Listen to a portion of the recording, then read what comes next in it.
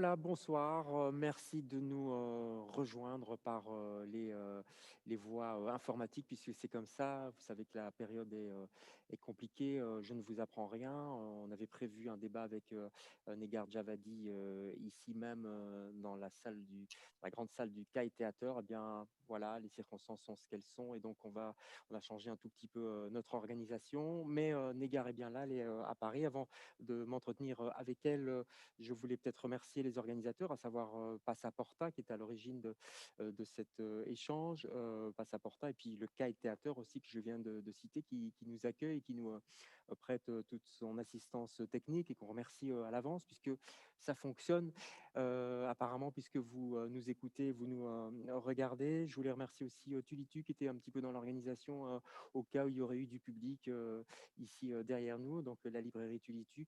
Vous voyez derrière moi, il n'y a personne pour l'instant. C'est comme ça s'appelle, je ne sais plus ce qu'il faut dire, un lockdown, un confinement, un couvre-feu. Enfin, c'est compliqué. On va un petit peu, pas se nettoyer la tête, mais enfin penser à autre chose avec Negar Javadi, qui elle est à Paris, sa ville bien aimée, puisque c'est un des personnages, même je dirais le personnage principal de son deuxième roman, Arène. Alors Negar, est-ce que vous êtes là tout d'abord? Oui, je suis là. Bonsoir tout le monde, bonsoir à vous. Bonsoir. Et dommage que je ne sois pas là à côté de vous et puis qu'il n'y ait pas plein de gens derrière vous. Mais merci tout le monde quand même. Merci Passaporta, Kai Theater. Ouais, Merci les libraires aussi, on ne les oublie pas.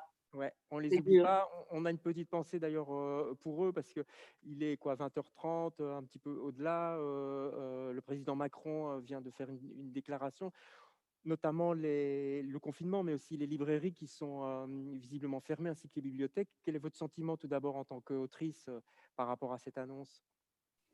Écoutez, après, les chiffres qu'on vous annonce, point de vue santé, sont tellement effarants que voilà, ça emporte tout. J'ai l'impression que c'est une vague qui arrive et qu'on n'y peut rien et que personne n'y peut rien. Et finalement, l'hiver est là, quoi, avec une sorte de synergie assez incroyable. Et les chiffres sont tellement hallucinants qu'il va falloir respecter ça et espérer que ça baisse. C'est triste pour tout le monde. La culture en prend vraiment un coup, mais heureusement, les écoles restent ouvertes. Donc, Ouais, de ce côté-là, il n'y aura pas de dégâts, ce qui est non. pas mal quand même. Alors, Parce je que pose les souvent enfants vont continuer à lire. Ça, c'est pas mal. Ouais, je pose souvent la question aux écrivains, parce que finalement, vous vivez en général dans un confinement permanent. C'est quelque chose dont vous avez l'habitude. Un écrivain en général, enfin en tout cas c'est l'idée qu'on en a. Il est chez soi, ou elle est chez elle pour écrire. Donc le confinement, ça change pas grand-chose finalement. Si, ça change énormément de choses parce que vous êtes chez vous et vous êtes enfermé parce qu'il y a le brouhaha dehors.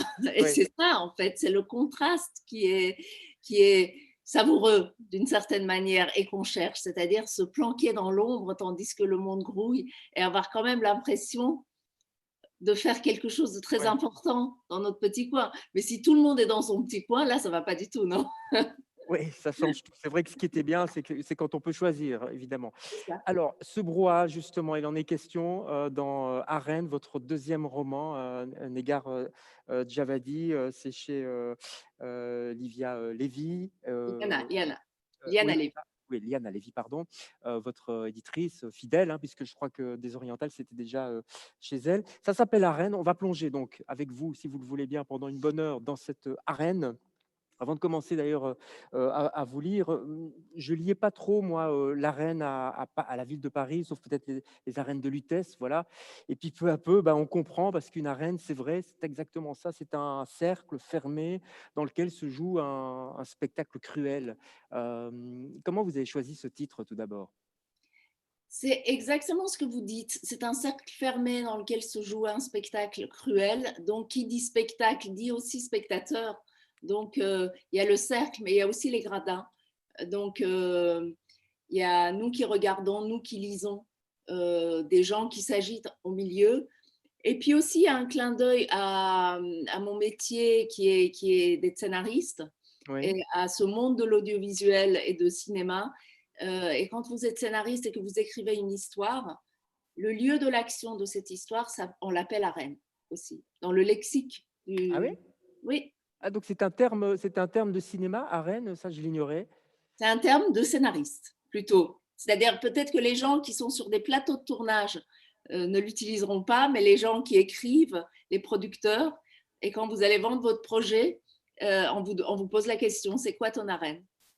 D'accord et donc c'est quoi ton arène? Ça veut dire c'est quoi ton contexte? C'est quoi l'environnement que tu installes? C'est ça que Et vous c'est voulez dire? quoi le lieu où l'action se déroule? Par exemple, ça peut être pour une série comme Urgence, et ben l'arène, c'est Urgence. C'est l'urgence d'un hôpital. D'accord. Ça peut être la Maison Blanche pour House of Cards. Mmh. Voilà. Ouais, c'est marrant parce que vous citez, spécifiquement des séries, on va en parler parce qu'il y a beaucoup de Mm. rapports avec, l'univers des séries. Mais comment on choisit un titre? À quel moment on s'arrête sur le titre, on dit: «Ça, là, je tiens un bon titre»? Je pense notamment à Désoriental qui était un titre, magnifique parce qu'à double sens évidemment, c'était déjà très fort, très percutant et c'est un titre qu'on retient aussi, Arène aussi, c'est fort dans un autre sens aussi. Qu'est-ce qui fait qu'à un moment vous vous dites: «Bah, voilà, c'est ça, c'est ce titre-là, je ne vais plus changer»? Écoutez, ça s'est passé pas du tout de la même manière pour Désoriental que pour Arène. Désoriental était le titre d'un chapitre.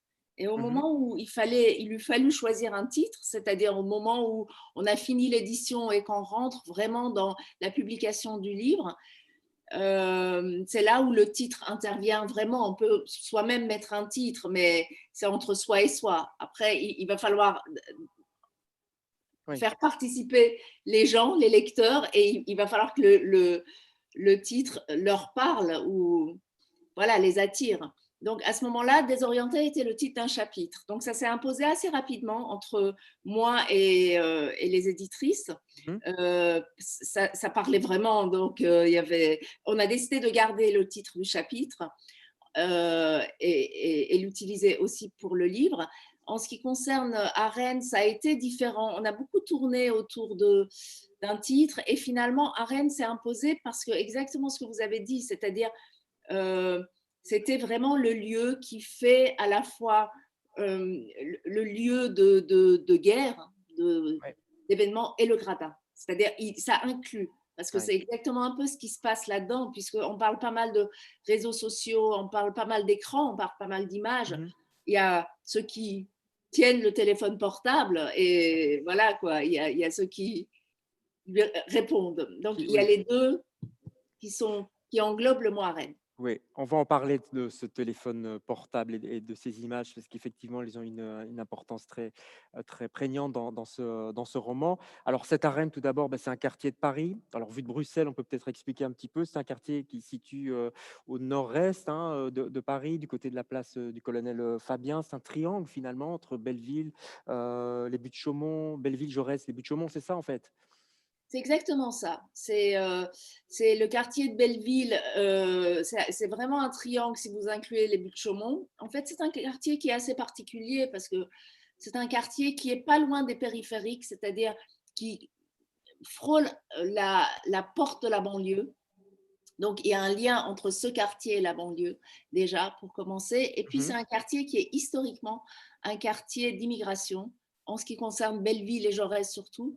Il y a eu des vagues et des vagues d'immigration de tous les pays depuis très très longtemps, que ce soit des Juifs, des Arméniens, même des Belges, des Corses, des Les Chinois? Tunisiens, etc., des Chinois maintenant, Mmh. énormément. Donc c'est un quartier très mélangé, c'est un quartier qui a une drôle d'histoire qui est racontée aussi dans le livre, c'est l'histoire du gibet de Montfaucon. Oui, il y a un de vos personnages qui en parle à un moment donné. Vous pouvez nous rappeler ce que c'était que ce gibet de Montfaucon, justement? Alors, le gibet de Montfaucon, c'est exactement place du colonel Fabien, qui est entre Jaurès, métro Jaurès et Ouais, métro Belleville. et Belleville, Il y a ouais. la place du colonel Fabien, qui est où existe le siège du Parti communiste, pour qui connaît un peu Paris. Donc, c'est cette place-là. Et là, il y a une rue qui descend vers le canal, qui s'appelle la rue Grand-Jobel. Et entre cette place et cette rue, il y avait un gibet de Montfaucon, qui ça veut dire, en fait, c'était un endroit où on pendait les gens. C'était une sorte de parallélépipède immense qui était sur 6-7 mètres. Et il y avait des trous. Et à travers les trous, on pouvait voir le corps des pendus. Mmh. Et ça a été installé là à l'époque de Saint-Louis. Et c'est resté pendant 6 siècles. Et pendant 6 siècles, on pendait les gens, jusqu'à 60 corps qui pendaient là. jusqu'à ce que ça pourrisse. Et quand ça pourrissait, il y avait une trappe en dessous et ça tombait comme ça s'ouvrait, les corps tombaient. Et Victor Hugo en parle dans Notre-Dame, puisque Esmeralda finit, pardon, là, au gibet Ouais. de Montfaucon. Pendant 6 siècles, ça veut dire que ça a dû, imprimer, impressionner des générations de gens qui habitaient dans ce quartier ou qui y passaient. 6 siècles, c'est très long. C'est ce qu'on dit que pendant des siècles encore après, Ouais, 18e, 19e siècle, les gens craignaient ce quartier et disaient entendre le bruit des cris et des larmes des gens qui venaient visiter leurs morts et des chaînes surtout dans le vent. ouais. Maintenant, non plus. D'ailleurs, quand on parle aux habitants du quartier du Bon, Givet de Montfaucon, il n'y a pas beaucoup de monde qui connaît encore cette bah, histoire-là. on va dire heureusement quand même. Oui, oui, heureusement, c'est sûr. Égard. Ceci dit, votre personnage dit, il se demande si c'est un quartier maudit, à cause effectivement peut-être de cette histoire qui est là. En tout cas, c'est un endroit qui est complexe, vous l'avez dit, beaucoup de passages, beaucoup on est près effectivement du périphérique et même, récemment, il y a eu des faits terroristes ou en tout cas les terroristes sont passés par ces quartiers-là. Enfin, il se passe beaucoup de choses quand même. Oui, c'est la filière. Il y a il y a eu les attentats de Charlie, il y a le procès des attentats de Charlie Hebdo en ce moment, et une des filières des frères Kouachi, c'était les buts de Chaumont en fait. Ouais. Donc, et au moment où ils sont enfuis, ils sont passés par ce quartier, par la place du colonel Fabien, par la rue de Meaux qui est juste derrière, et c'est là qu'ils ont abandonné leur voiture. Donc ils étaient originaires de ce quartier d'une certaine manière, oui. Oui, Alors, oui, c'est un quartier complexe. on parle beaucoup effectivement de ce quartier. Par contre, le personnage principal, si je puis dire, parce qu'il y en a beaucoup, mais il y a quand même donc là, je pense à Benjamin Grossman. Lui vit dans un autre quartier un peu plus chic. Et ce qui déclenche tout, parce que c'est une spirale en fait, hein, ce roman, ce qui déclenche tout, c'est son téléphone portable, qu'il va le perdre. Voilà, alors ça peut paraître banal de perdre, un téléphone portable, voilà, on va en rechercher un, on en reloue un, mais là, le problème, c'est que dans ce téléphone portable, parce que, Benjamin, il dirige la branche française de Big Current et Big Current, c'est une sorte de Netflix, un Netflix mondial. C'est un concurrent d'ailleurs à Netflix, vous le dites dans le roman. C'est une plateforme de streaming, voilà. Donc ça veut dire que dans son portable, il a toutes sortes de numéros de téléphone qui sont très très importants, parfois secrets et qu'il ne faut pas divulguer. Et donc ça va le mettre dans un état de stress épouvantable. Ça, c'est un petit peu le départ. C'est tout à fait le départ du livre, c'est-à-dire c'est l'élément déclencheur qui va lancer tout le reste, c'est la perte de ce téléphone portable. Et en effet, Benjamin est issu de ce quartier, il a grandi dans ce quartier, sa mère vit toujours dans ce quartier et il est venu un soir rendre visite à sa mère le lui a demandé, il est très occupé, il a été formé à Los Angeles, donc il rentre, c'est très récent sa nomination, donc il est encore assez effrayé par ce qui lui arrive. Et il n'y croit pas encore lui-même parce que voilà, c'est quelqu'un qui a toujours rêvé de ce métier, qui a travaillé dans ce métier, et d'un coup, il est propulsé à ce poste directeur de la fiction d'une plateforme américaine, concurrente de Netflix, donc.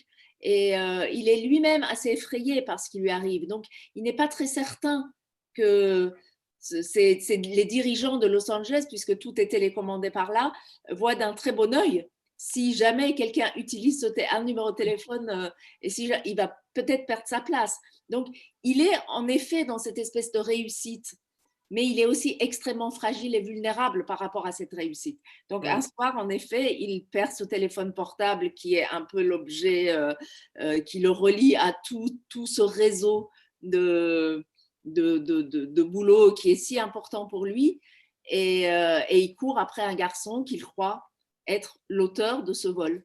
Oui. Et il y a une sorte d'altercation entre deux qui se passe pas très bien. Il récupère pas son téléphone portable, mais je continue ou pas? Je Non, continue. mais non, Non. justement, c'est toujours ça qui est embêtant avec les romans, on peut pas tout dévoiler non plus parce qu'il faut, inciter les gens à lire. Ce qu'on peut dire en tout cas, c'est qu'on l'a compris, ce Benjamin est dans une situation finalement pas si solide que ça, même un peu, fragile parce que, il vient de débarquer plus ou moins en France, mais, le big boss de Big Current prévoit de redélocaliser du côté de Dublin, en Irlande, pour des raisons obscures. On ne sait pas trop finalement, mais sa femme d'ailleurs, Ariane, est en train de chercher une maison à Dublin. Enfin, et il va voir sa mère dans son quartier d'enfance, dans le quartier dont on vient de parler. Donc, il est un petit peu entre deux mondes, entre deux, trois mondes, et très angoissé. C'est ça en fait qui fait que tout va s'enclencher.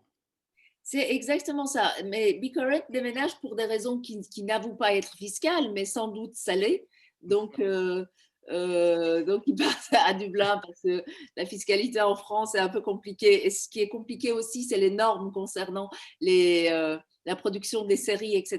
Parce qu'en France, il y a le CNC, Ouais. il y a des instances comme ça du Centre national du cinéma, c'est ça. Donc tout ça impose des normes que les plateformes américaines n'aiment pas toujours énormément.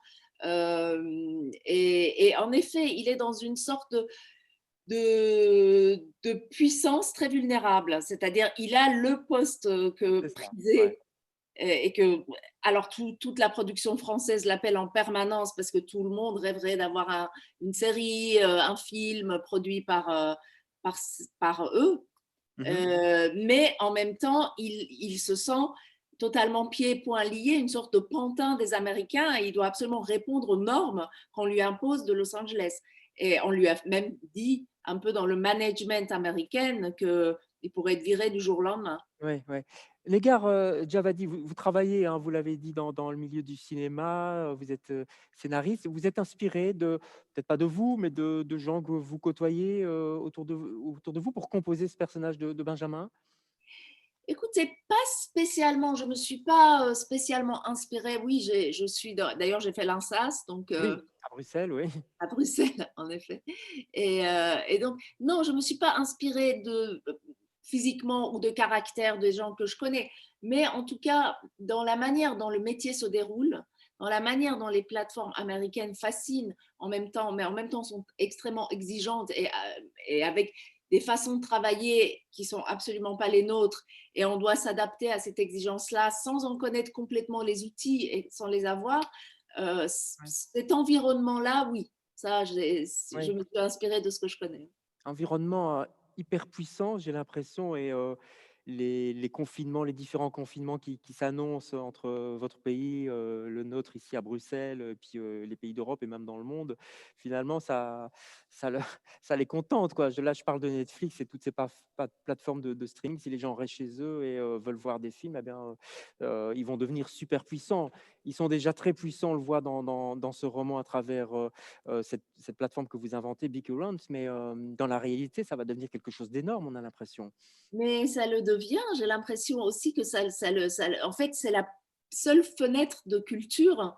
Ouais, Je ne sais pas comment ça va se passer ce confinement-là, mais bon, c'est quand même un peu semblable à ce qui s'est passé au mois de mars. Mais au mois de mars, c'était un peu la seule fenêtre de culture avec la radio et les podcasts qui nous restaient. Donc, c'est un peu une sorte de culture un peu asséchée.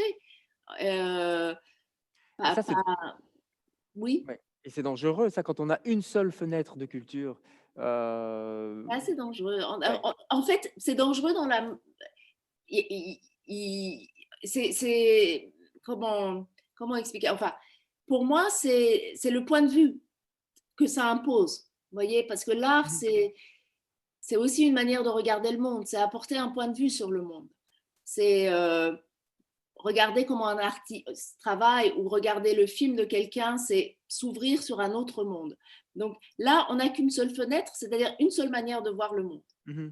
avec des personnages qui sont formatés, avec une réalité qui est très organisée, parce que les séries ne sont pas si déconnectées que ça de la réalité non plus. Il y a énormément de séries qui se passent dans le monde réel. Il y a Games of Thrones, mais il y a d'autres séries. Oui. Donc, en effet, on finit par avoir qu'une seule manière de voir les choses. Et c'est ça qui fait aussi qu'on se dit parfois que les sociétés européennes ressemblent de plus en plus à la société américaine, parce qu'on Ouais. consomme aussi de plus en plus les produits américains. Et là, alors, avec le confinement, ça prend des Ouais, proportions des hallucinantes. proportions plus grandes, ouais. Bon, on peut peut-être relativiser en disant quand même que sur, la plateforme Netflix, pour la citer, bah, il y a quand même des séries, britanniques, il y a des séries scandinaves, même, françaises ou belges. Donc, voilà, tout n'est pas d'un seul regard quand même. Non, non, il y a pas non, non, en effet, mais le fait est que, c'est quand même des séries. Je veux dire, c'est quand Ouais, même, une écriture façon de qui voir. est voilà, donc il y a des films aussi, hein, on peut le dire, mais voilà, globalement, s'il y a quelque chose de triste, c'est là-dedans, quoi, qu'on ait que cette Ouais. fenêtre-là. Vous êtes scénariste, je l'ai dit, on va revenir après à Rennes, mais puisque pour rester et pour terminer avec l'écriture des séries ou des films, donc vous avez écrit Né sous silence, hein, ça c'est un gros succès de télé il n'y a pas tellement longtemps, puis le film 13 mètres carrés aussi, si je ne m'abuse. Ce sont des écritures différentes, évidemment, entre la série et le film, mais dans quel sens? Et est-ce que sur le fond, c'est différent également? Entre la série et le film, entre la télé et le cinéma, les 2 en fait. D'une part, entre le cinéma et la télé, oui, c'est des écritures assez différentes parce que la télé est très, bon, le cinéma, ne serait-ce que géographiquement, on rentre dans une bulle. Mmh. Donc, il y a quelque chose de physique où on s'assoit, on est dans le noir, on est enveloppé et les cinéastes et les auteurs vont beaucoup plus loin dans les récits que dans un autre environnement. On est chez soi, on peut à chaque fois se lever. Donc, il faut Ouais. tout le temps retenir l'attention d'un spectateur quand on passe à la télé, que quand on sort du cinéma et on passe à la télé. Donc, il faut être beaucoup plus vigilant et il faut le retenir. Donc, ça veut dire plus d'action, ça veut dire toutes les 10 minutes, il se passe quelque chose, Ah ça veut dire ouais. plus d'événements, etc. Et en ce qui concerne les séries, c'est encore autre chose parce qu'il faut raconter une histoire sur du long, Mmh. tout en sachant il y a des gens qui n'ont peut-être pas vu les premiers épisodes. Donc, c'est un peu Ouais, l'art de la répétition qui a pas. Il faut beaucoup oui. répéter dans les séries. Et Alors, parfois, les gens même disent, oui, c'est beaucoup trop long. Oui, parce qu'il y a beaucoup de répétitions dans les séries et il y a des intrigues qu'il faut tirer. Il y a beaucoup d'intrigues et il faut tout tenir en même temps. C'est encore autre chose. ouais, alors si je vous parle des séries, et les gens peuvent se dire: «Mais enfin, c'est l'interview, d'une autrice, on parle d'un roman», bah, c'est parce que dans ce roman, il y a une foule de personnages. On a parlé de Benjamin et puis de ce jeune homme qui a volé ou pas, son portable, mais ça va enclencher toute une série, de rencontres avec d'autres, personnages qui finalement vont être, victimes ou pas de ce vol, de portable. Et si je vous dis ça, c'est parce que, tous ces personnages que vous créez, il y en a plus d'une dizaine, et vous les approfondissez même, hein, on vit, leur intimité, leurs actions et cetera. Beh, il faut les relier, il faut pas les perdre, dans un roman, alors comment vous faites? Là, c'est la technique de la scénariste, qui se met en route ou, expliquez-nous? Parce que, le danger avec ce genre de roman, c'est que le lecteur se perde et referme le livre en disant: «Je j'arrive plus à suivre».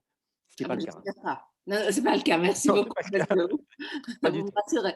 Non, non, mais alors, étrangement, non, je n'ai pas utilisé des techniques de scénariste parce que quand vous écrivez un scénario, je sais pas, sans doute que vous avez vu, parce qu'il y a beaucoup de choses sur les réseaux sociaux, sur YouTube et tout ça, sur les écritures de scénarios. Donc, il y a beaucoup d'étapes intermédiaires, des synopsis, des traitements, des post-it qu'on colle sur des murs et tout ça.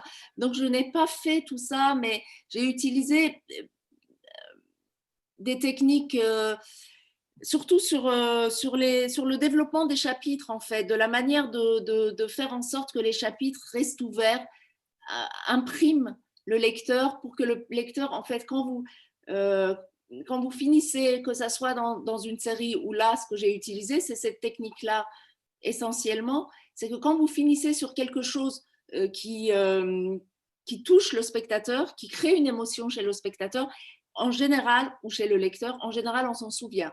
Donc, Mmh. si 10 pages après, 20 pages après, on revient au personnage, on revient avec cette émotion-là et on l'a gardée. Donc, Mmh. ça, c'est essentiellement la technique que j'ai piquée aux séries et que j'ai utilisée pour Arène. Ouais, vous l'utilisez, donc vous y pensez tout le temps, j'imagine, en tout cas dans la phase d'écriture. Vous êtes attentive à ça, vous pensez à votre lecteur? En ce qui concerne Arène, oui, j'étais attentif à ça. Je ne me suis pas dit, oh, le lecteur va se perdre. Je n'ai pas mis le lecteur à côté de moi, mais j'étais attentive à ça. et d'autant que j'avais pour ambition de décrire Paris. Donc, je savais dès le départ qu'il allait y avoir une foule de personnages et qu'il fallait que je les tienne et qu'ils disparaissent et qu'ils reviennent et qu'ils fassent des apparitions. Donc, j'étais consciente au moment de l'écriture qu'il fallait que je me débrouille avec tout ça. Oui. C'est marrant que vous utilisiez le mot perdre, donc ne pas perdre les personnages, parce qu'on a une première question d'un ou d'une internaute qui voit un lien entre arène et l'art de perdre. Je ne sais pas si vous l'avez lu d'Alice Zeniter, ce roman qui est sorti l'année passée ou il y a 2 ans. Il y a 2 ans, Oui, il y a absolument. 2 ans. Vous l'avez lu? Oui, oui, Voilà. oui, absolument. L'internaute qui nous écrit voit vraiment un lien entre ces 2 romans, notamment sur la question de la recherche des racines, et sur l'intergénérationnel. C'est vrai que Benjamin va voir, par exemple, sa mère et puis que voilà, vous jouez un petit peu là-dessus également. Est-ce qu'il y a est-ce que ça vous parle ce genre de réflexion?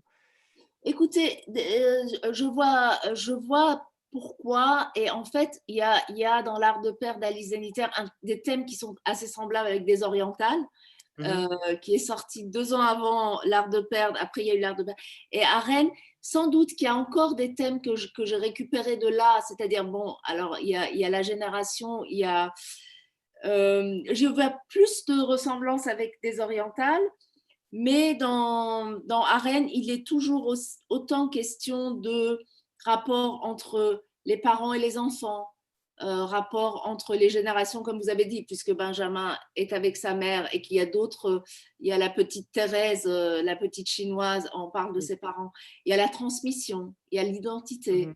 il y a aussi l'exil, parce qu'il est quand même pas mal question d'exil dans Arène, même si c'est pas de la même manière que dans des orientales.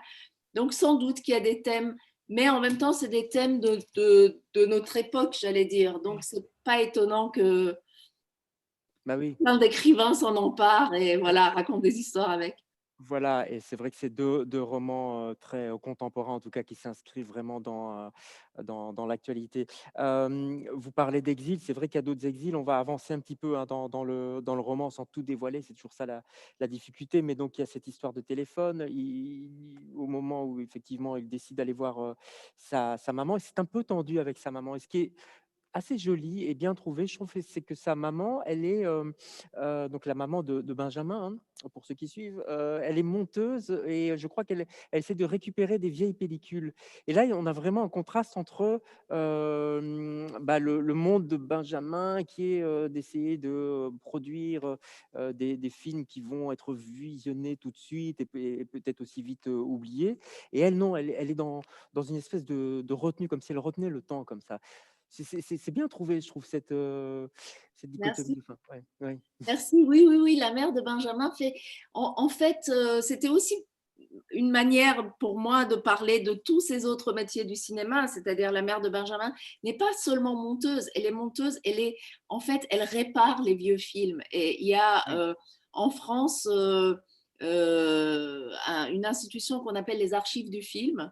Et les archives du film où il y a énormément de vieux films et il y a des monteuses qui restaurent ces films. Et cette restauration est quelque chose qui est qui est vraiment une course parfois contre la montre et contre le temps, parce que les pellicules qui arrivent sont très très abîmées, très boursouflées, Mmh. nitrate de cellulose qui fait son travail et c'est très inflammable. Bref, c'est quelque chose c'est une sorte de patrimoine animé de l'humanité qu'il faut absolument sauver.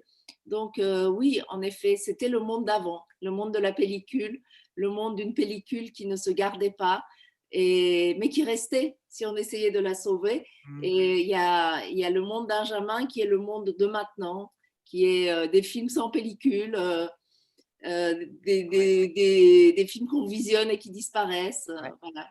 Donc, c'est deux mondes qui s'affrontent. Le fast-food du cinéma. Mais en même temps, elle est pas complètement isolée dans le passé, puisque, et ça, Benjamin en fait l'expérience, comme il est parti aux États-Unis et cetera, et que sa maman, bah, elle a un appartement là, il faut bien, essayer de continuer à vivre ou payer le loyer, je sais pas, en tout cas, c'est même pas pour payer, parce qu'elle décide d'héberger, Amir, un réfugié afghan. Ça va le vexer d'ailleurs, Benjamin, parce qu'il a l'impression qu'elle a un petit peu, oublié.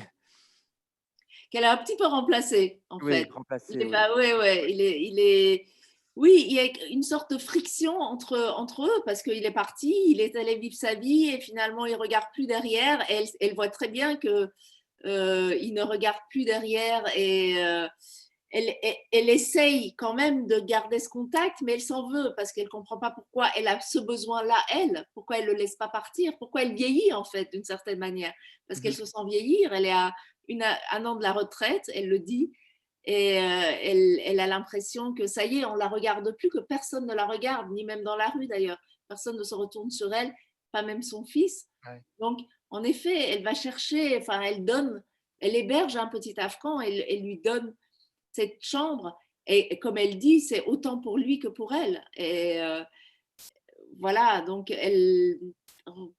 elle essaye de renouer avec le monde à travers ce petit Afghan. Et le fils le prend un peu assez mal. Ouais.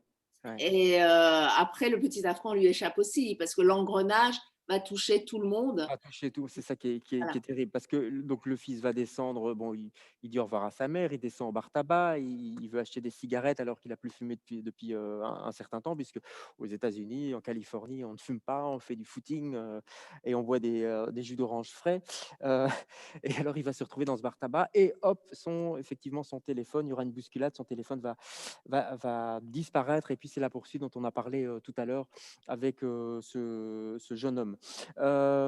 Mais le matin, il n'aura pas beaucoup dormi. Le matin, il va tomber sur une et là, on retombe dans cette question de l'image qui vous tient, très à cœur. Il va tomber sur une vidéo virale parce que, qu'est-ce qu'on voit dans cette vidéo? On voit une policière, on est sur le quai de Jemappes, là, du côté des quais, hein, une policière en tenue qui donne un coup de pied à, un homme qui est, à terre. Et ça, c'est une jeune fille qui a filmé ça depuis l'autre côté du canal Saint-Martin. Elle s'appelle Camille Carvel. C'est une adolescente. Donc voilà, vous voyez, on avance dans tous les personnages que vous installez. Ça, c'est une adolescente qui est un petit peu ballottée entre des parents qui s'entendent plus trop et qui passe son temps à filmer les exactions policières. Il se trouve que là, effectivement, ça va devenir viral et c'est le début, effectivement, de cet enclenchement d'événements. Cette policière, c'est un personnage très particulier. Elle s'appelle Assia Baydar, je crois, hein. Elle est d'origine turque, c'est bien ça. Elle vient de Strasbourg. On parlait tout à l'heure d'exil. Encore, finalement, une personne qui se retrouve à Paris. Oui, absolument. Elle est policière, elle est d'origine turque et elle vient à Paris pour un peu échapper à l'ambiance familiale, pour un peu s'ouvrir au monde, pour un peu quitter. Elle est entre deux cultures, donc elle ne sait pas trop. Donc elle vient à Paris, qui est un peu une sorte de refuge pour tous les exilés, pour tous les gens qui ne savent pas trop où aller. Ils viennent à Paris trouver un bout de terre et un bout d'anonymat, ce Oui, qui est son cas, et d'être loin de la famille. Et elle devient policière parce que comme ça, elle va rester dans cette ville. On ne peut pas la déloger, personne ne peut venir la chercher. Et en effet, ce matin-là, elle est avec ses collègues et donc elle fait le tour du quartier, il fait encore nuit, elle voit ce corps par terre. Un de ses collègues est un peu plus fort en gueule et dit allez, on va le lever. Et en fait, elle s'interpose d'une certaine manière, c'est-à-dire elle dit bon, je vais m'en occuper pour que le collègue en question ne soit pas brut, n'agisse pas de façon brutale. Mais elle fait l'erreur de donner un coup de pied au lieu de dire, au lieu de s'abaisser, de prendre. Et ce coup de pied, elle va s'apercevoir au moment même où elle donne en disant allez, lève-toi, elle va s'apercevoir qu'en fait c'est un cadavre. ouais. Donc, c'est à partir de ce moment-là où tout bascule parce qu'en face, elle est filmée, elle ne le sait pas. Et Eh qui non. dit filmé dit montage. Et finalement, elle va être accusée de latter un cadavre. Et le gamin du quartier qui est musulman, voilà, ça y est, ça. Mais C'est elle-même parti. est Ouais. musulmane. Donc, mais Oui, c'est une les bavure. réseaux sociaux, C'est une bavure, en fait. C'est comme une. totalement. Totalement. Oui, oui, oui, c'est vraiment un coup de pied malheureux. Mais après, les réseaux sociaux et la viralité fait son travail. Ouais. Et C'est ça, emporte. c'est un des sujets du roman aussi ça, j'ai l'impression. La viralité, tout ce qui s'emballe, aujourd'hui, il suffit d'allumer Twitter pour qu'on ait déjà, 5 scandales ou 5 éléments qui s'emballent et puis, on allume un autre réseau social et ça repart de plus belle et cetera. C'est quelque chose qui Oui, vous préoccupe? En fait, ce qui m'interpelle, moi, là-dedans, c'est le fait que, en fait, la réalité se fictionnalise. C'est ça qui m'interpelle là-dedans.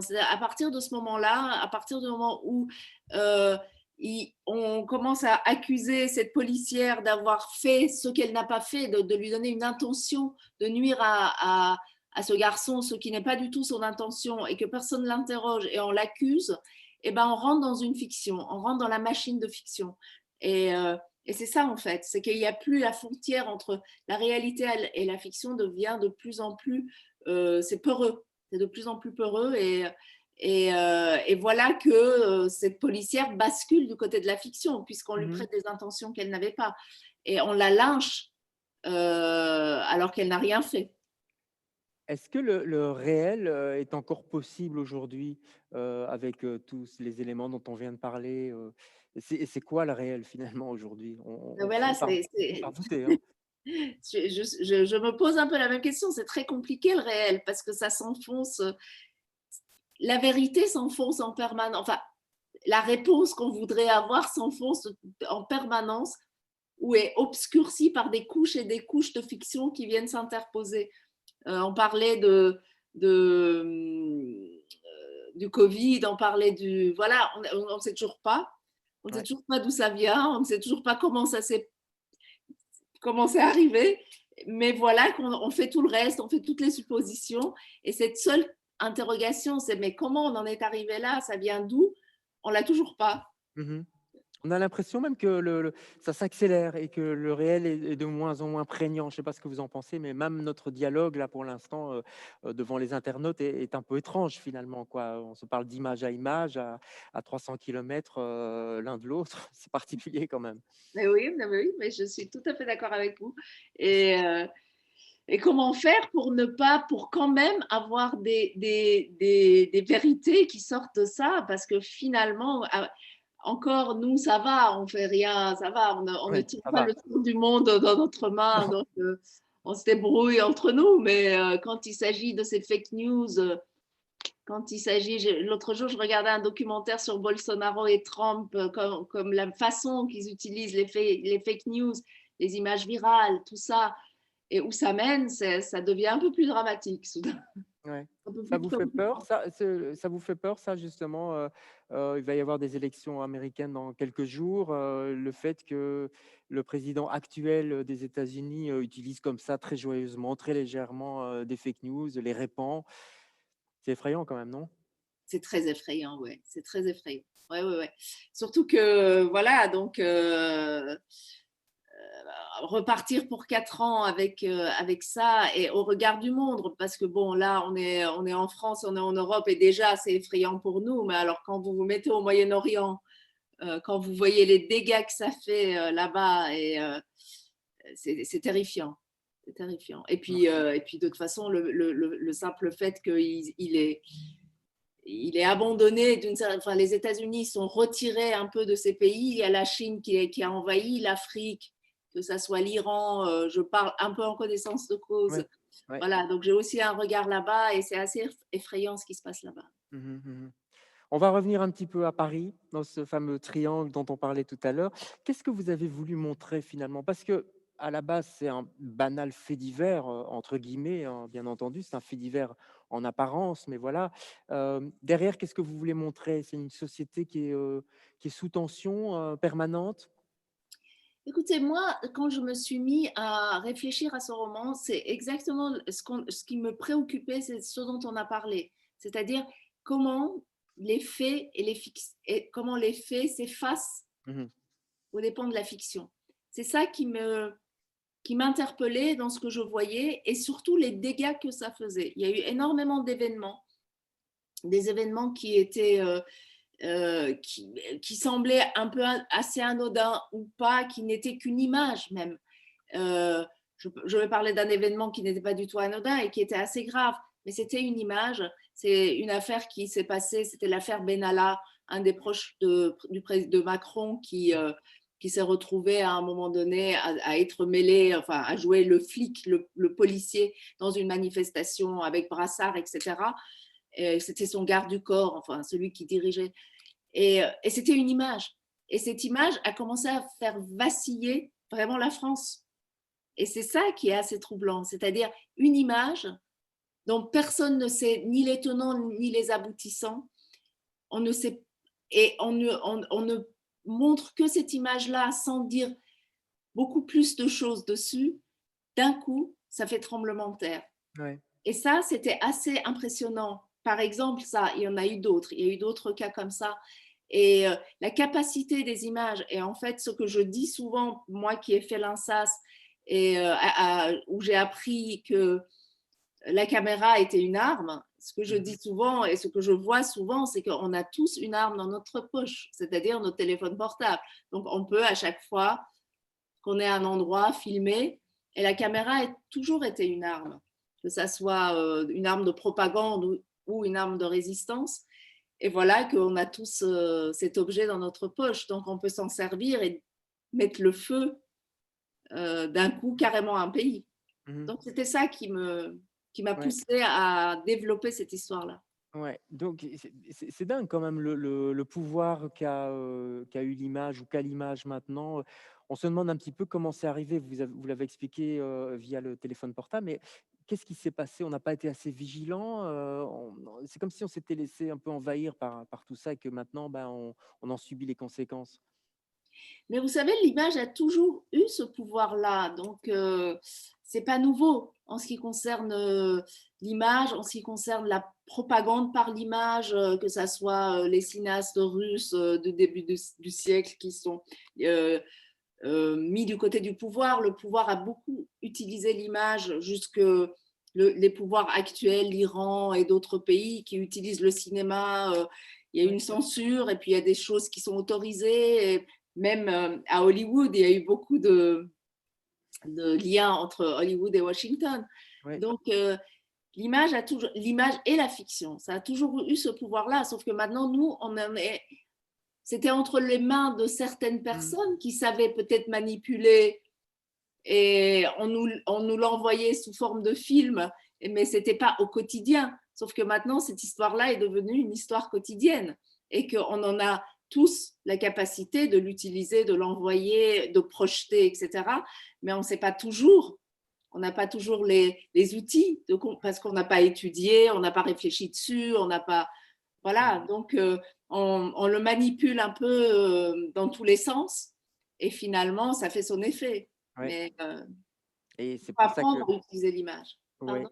et c'est pour ça que je dis qu'il y a des pays qui ont bien compris ça aussi, des pays plutôt totalitaires quand ils décident de couper, net, de couper le robinet, des réseaux sociaux, je pense à la Chine, mais d'autres pays, l'ont fait aussi. Ils sentent que, l'image a effectivement un pouvoir, jusqu'à peut-être déstabiliser, le pouvoir qui est en place, un pouvoir Exactement, il terrible. suffit d'une image pour que ça Ouais, soit déstabilisé. C'est assez incroyable ouais, d'ailleurs, ouais. l'impact que ça a sur les gens. Mmh. Mmh. Ça, on ne vous le disait pas quand vous étiez, à l'INSAS, il y a quelques années déjà, on parlait oui, l'image est une arme, mais, on n'imaginait pas, et vous n'imaginiez pas et moi non plus d'ailleurs, qu'on puisse en arriver là un jour? C'était Non, inimaginable? non, non, non, je pense que c'était inimaginable et que d'ailleurs c'était inimaginable, je pense même il y a 10 ans. Je crois que à force de multiplication d'images, parce que les applications, les réseaux sociaux, c'était il n'y a pas très longtemps que ça non plus. Non? Donc après il y a eu Facebook d'abord et après il y a eu Twitter, après Instagram qui est quand même carrément focalisé sur l'image. Et il y avait avant il y avait encore des mots et des phrases et voilà, donc on va de plus en plus dans cette compréhension immédiate qu'est l'image. C'est aussi ça, parce que l'image, dès que vous la voyez, c'est, euh, c'est impactant tout de suite. Ouais, Alors que les mots, finalement, on les lit, ça touche autre chose et on est obligé d'y réfléchir. Mais ouais. là, c'est. Et ça impacte aussi, toutes les générations, puisque toutes les générations maintenant, même les plus jeunes d'entre nous, ont accès à ces images de façon comme ça très, très facile, hein. Il suffit d'allumer son téléphone.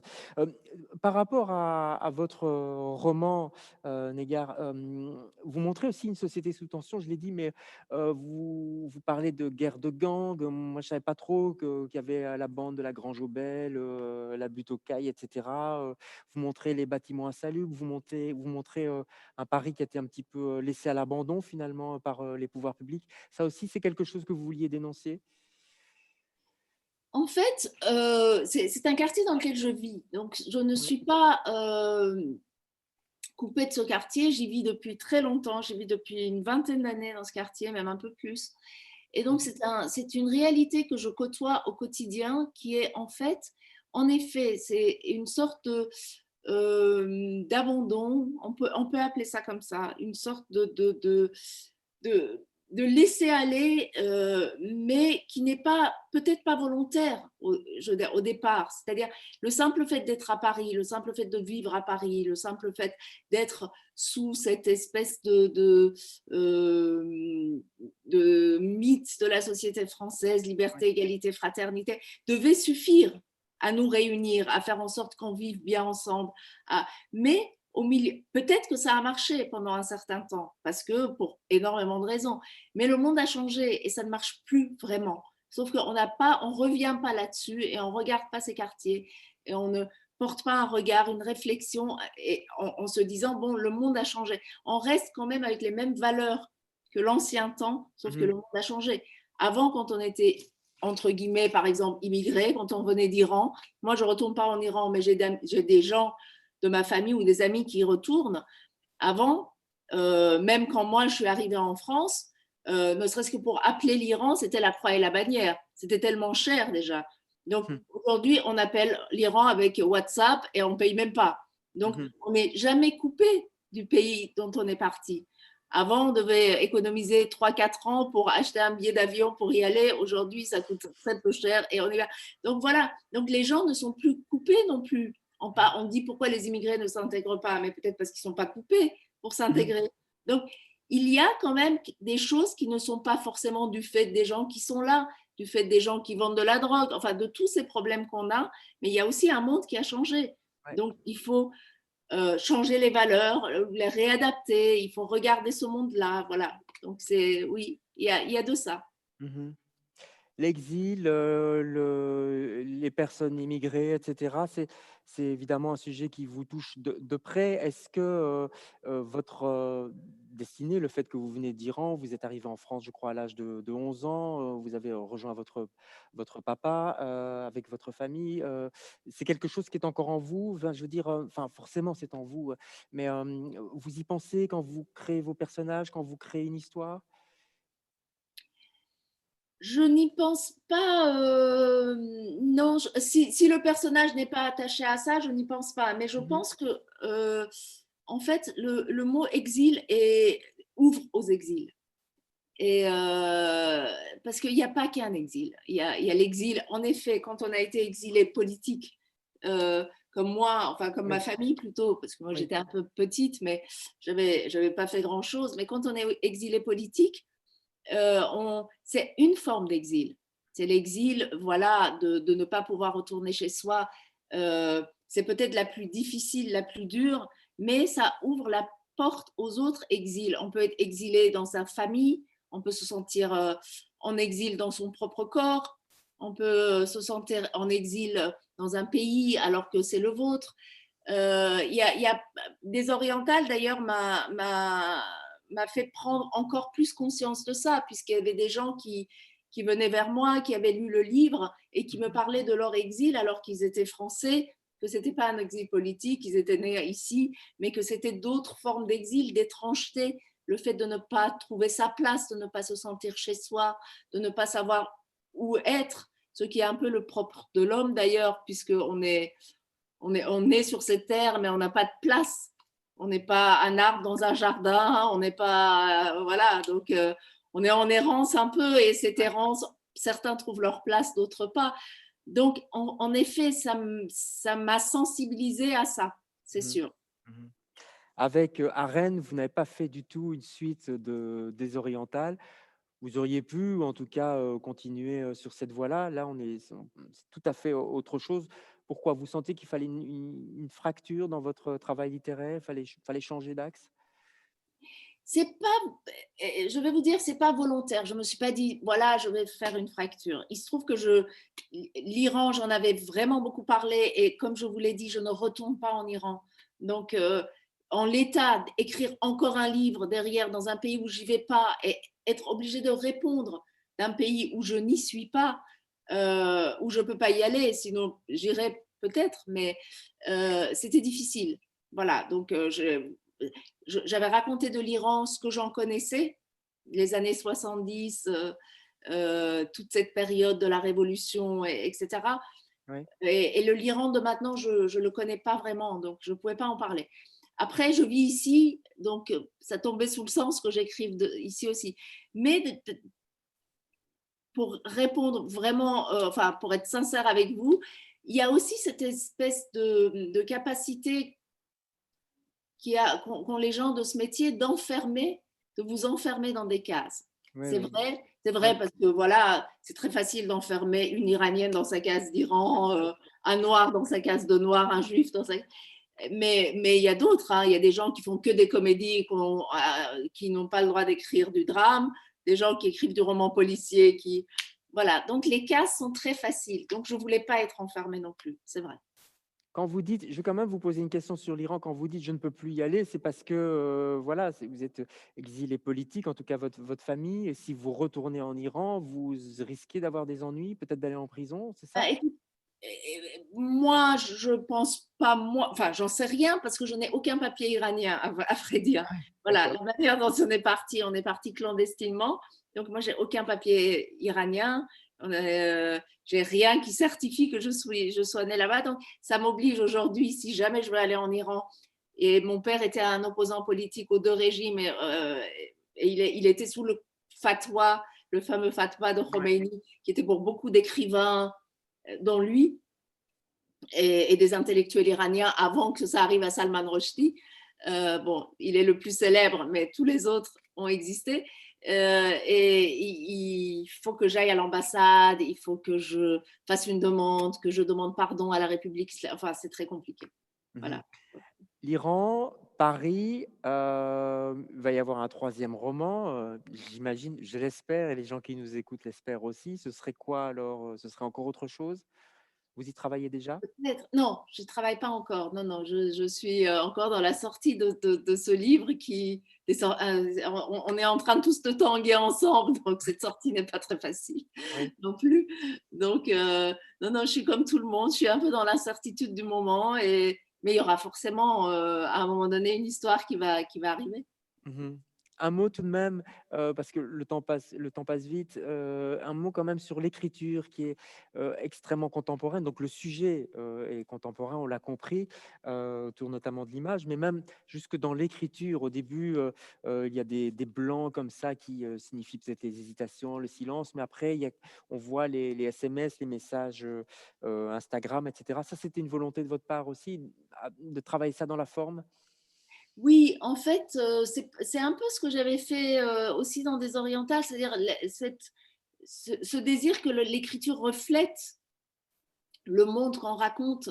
Et, euh, et dans des orientales, il y avait deux parties, par exemple, je sais pas, pour les gens qui l'ont lu, si vous vous souvenez, c'était une partie iranienne qui était très technicolore, très colorée, et une partie française, la seconde partie, la face B, ce que j'ai appelé la face B dans le roman, qui est beaucoup plus mélancolique, qui est beaucoup plus dans l'introspection. Donc l'écriture reflétait les deux cultures du personnage, et là c'est pareil, l'écriture reflète le monde et la vitesse surtout. Donc il y a un rythme, comme si les gens couraient aussi après les mots, et il y a des blancs comme ça, comme vous l'avez dit, de la pensée, comme si on essayait de la rattraper, parce que voilà, c'était aussi la volonté par le rythme, de transcrire le rythme de cette ville qui est assez folle. Ouais. Vous êtes Ouais. entre le cinéma, pour l'écriture et la littérature, est-ce que, par exemple, Arène pourrait faire l'objet d'un film? Est-ce que c'est quelque chose qui vous a, traversé l'esprit à un moment? Moi, ça m'a pas traversé l'esprit dans la mesure où je sais que je peux écrire des scénarios, donc je ne l'ai pas écrit en scénario et je l'ai écrit en livre. Donc, et si je l'ai écrit en livre, c'est parce que j'avais envie de rentrer dans la tête des personnages et le scénario ne le permet pas. Ça permet beaucoup de choses, mais ça ne permet pas de rentrer dans la tête des personnages.